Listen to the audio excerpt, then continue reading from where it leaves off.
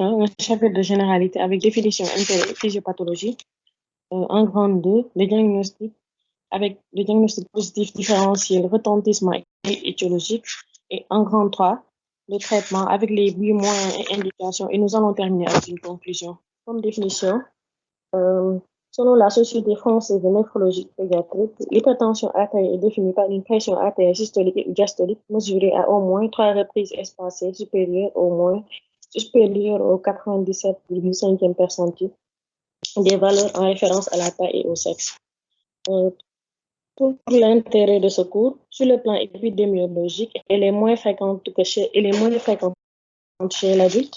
La fréquence est en croissance à cause de l'obésité, de la consommation de sel et des 10 d'épidémie.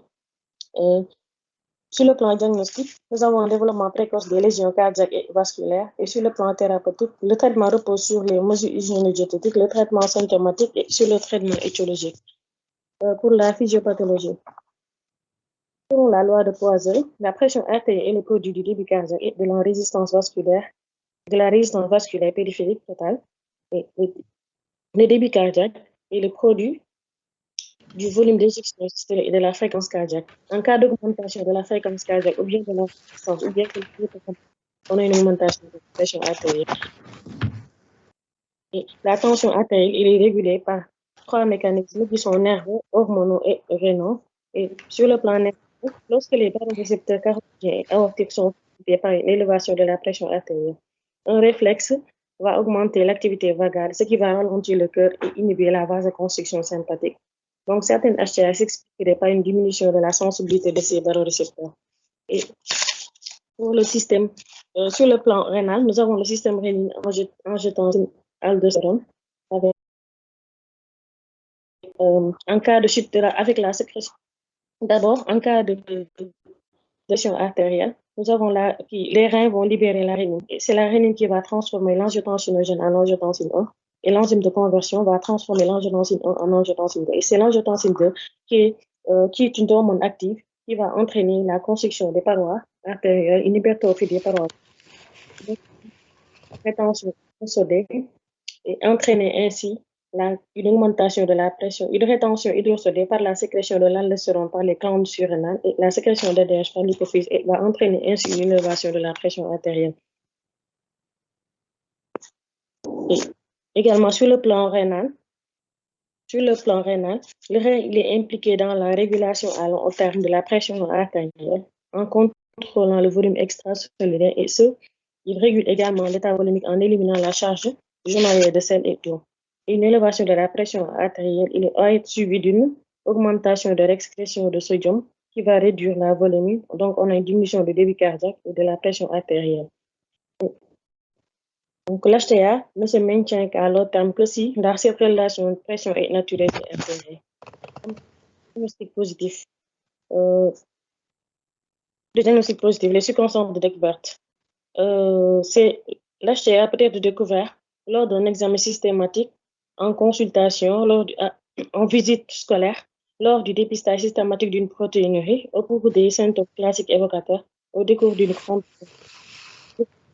cardiaque, neurologique, rénale, musculaire. À l'interrogatoire, on doit rechercher les signes de Dieu la foi, à savoir les céphalées, les troubles sensoriels subjectifs avec les vertiges, bourdonnements d'oreilles, gênes visuelles. Les signes digestifs également sont à rechercher avec l'anorexie, les vomissements, les douleurs abdominales, l'épistaxie, la polyuropolydipsie, la stagnation pondérale, la paralysie faciale. À l'examen physique, nous commençons par l'état général, l'état des muqueuses avec la morphotype, des œdèmes atypés. Nous ferons également les bandelettes urinaires, les fontaines, les constantes et les mensurations, la mesure de la pression artérielle. Et la mesure de la pression artérielle, nous devons avoir le choix de la taille du brassard qui dépend de l'âge de l'enfant. La longueur du coussin gonflable du brassard doit couvrir 80 à 100% la circonférence du bras à mi-distance entre l'acromion et l'olecrane. La largeur à 40%. Le brassard, en fait, doit couvrir les 2/3 du bras. Il existe 4 tailles et quand le brassard est trop petit, il surestime la tension artérielle. Et quand c'est trop grand, il sous-estime la tension artérielle. Pour les conditions de mesure, l'HTA doit être prise loin du repas, du tabac, de l'alcool, de l'exercice physique. Le sujet doit être au repos depuis au moins 5 minutes, de préférence en position allongée. Le sujet doit être détendu Assis, assis sur les genoux de ses parents, la pression artérielle mesurée à 3 reprises espacées. Pour les méthodes de mesure, nous avons la méthode auscultatoire avec comme appareil de référence la sphygmonomètre avec manuel gonflable, avec gonflage manuel, qui est difficile à appliquer chez les nourrissons et le nouveau-né. Il consiste à gonfler le coussin jusqu'à 2 à 3 mm après disparition du pouls. La pression artérielle systolique sera définie par le premier bruit du appareil et la diastolique sera définie par la disparition des bruits. Les chiffres seront reportés au groupe de référence. Ensuite, nous avons la méthode oscillométrique automatisée et la méthode ambulatoire de la pression artérielle sur 24 heures, qui doit être prise 4 fois par heure sur le nicténaire et élimine l'effet de la blouse blanche. Son intérêt, c'est dans les HTA limites. Son intérêt, nous avons son intérêt dans les HTA limites et dans le suivi de l'HTA. Les valeurs qui ont été obtenues, ainsi les valeurs obtenues lors de la prise de la tension artérielle avec la méthode auscultatoire, ils vont être reportés au niveau de la courbe qui est établie en fonction de la taille, mais également en fonction du sexe. Les valeurs, on parle d'HTA chez le nouveau-né si la pression artérielle est supérieure à 95-65 mm/Hg et chez le nourrisson de 2 mois à 1 an si c'est supérieur à 111, 115 et 75. Après 1 an, nous avons des formules pour apprécier la pression artérielle. Avec la pression, la systolique de 1 an à 17 ans, on parle d'HTA si on a la pression artérielle systolique qui est à 100 plus âge fois 2 en année, et on parle d'HTA quand c'est supérieur. Et on a une tension on a une HTA diastolique également si à 1 an, entre 1 an et 10 ans, si c'est supérieur à 60 plus l'année en âge, l'âge en année multiplié par 2, et entre 11 ans et 17 ans, quand supérieur à 110 plus l'âge en. En fait, nous avons la classification de l'HTA selon la Société française de néphrologie. On a une HTA, la pression artérielle, on a une pression artérielle normale quand c'est au niveau du 90e percentile. La pression artérielle est élevée quand c'est supérieur au 90e. On a une pression artérielle qui est élevée entre 90e et 97,5e percentile.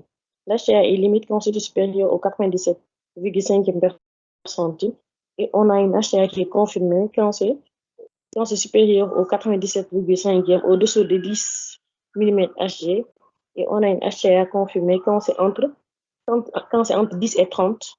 Et quand c'est supérieur d'abord au 97,5, et on monte 10 et 30. Et quand c'est déjà supérieur au 97,5 et c'est au-dessus de 30, dans ce cas, on a une HTA qui est menacée. Et également, aux États-Unis, on a une classification qui a été établie avec une préhypertension artérielle entre 90 et 95e.